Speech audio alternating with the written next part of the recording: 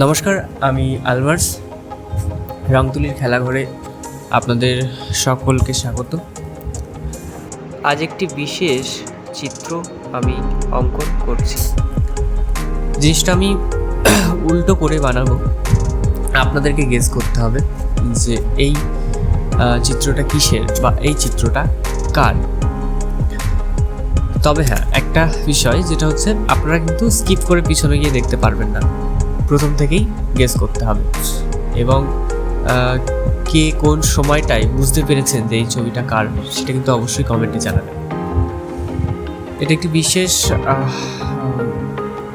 সম্মানীয় একজনের ফেস, যার জন্য যাতে ভুলভ্রান্তি না হয়ে যায়, যার জন্য আমি একটা হালকা করে পেন্সিলের আউটলাইন বানিয়ে নিয়েছি এবং সেটাকে উল্টো করে রেখে আমি ডার্ক গ্রিন কালার দিয়ে আমি এটাকে করার চেষ্টা করছি সেলুলাইট স্টাইল। তো আপনারা দেখুন, দেখে জানান কেমন হয়েছে ছবিটা। এর আগেও আমি সেলুলাইটে একটা ট্রাই করেছি এর আগের ভিডিওতে, কিন্তু ওখানে পেপারটা ব্ল্যাক থাকার জন্য এবং কালারটা একটু দুর্বল ছিল, যার জন্য ছবিটা ফোটেনি, বিগড়ে গেছিলো, খুব খারাপ লাগছিল। ভাবছিলাম যে আপলোড করবো কি না, শেষমেশ ঠিক করলাম যেমনই হয়েছে করি, ভালো খারাপ তো হতেই পারে, তাই না?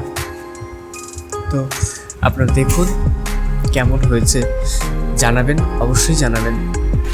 সেলুলাইট পেন্টিং আমার কাছে একটি মজাদার বিষয়। আমার পার্সোনালি এ ধরনের পেন্টিং খুব ভালো লাগে, তার কারণ একটিমাত্র কালার দিয়ে অল্প কিছু স্ট্রোকের মাধ্যমেই একটা খুব সুন্দর অল্প সময়ের মধ্যে ছবি ফুটিয়ে তোলা যায়। যারা স্পিড আর্ট পছন্দ করেন তারা এটা ট্রাই করতে পারেন, খুব ভালো একটি বিষয়।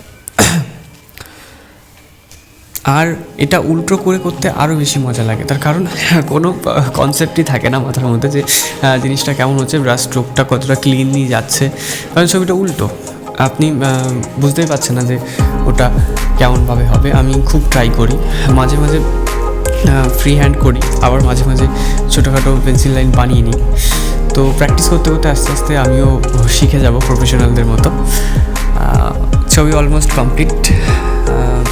তো আপনারা বলুন কেমন হয়েছে, কমেন্টে জানান। আশা করি বুঝে গেছেন এটা কার ছবি।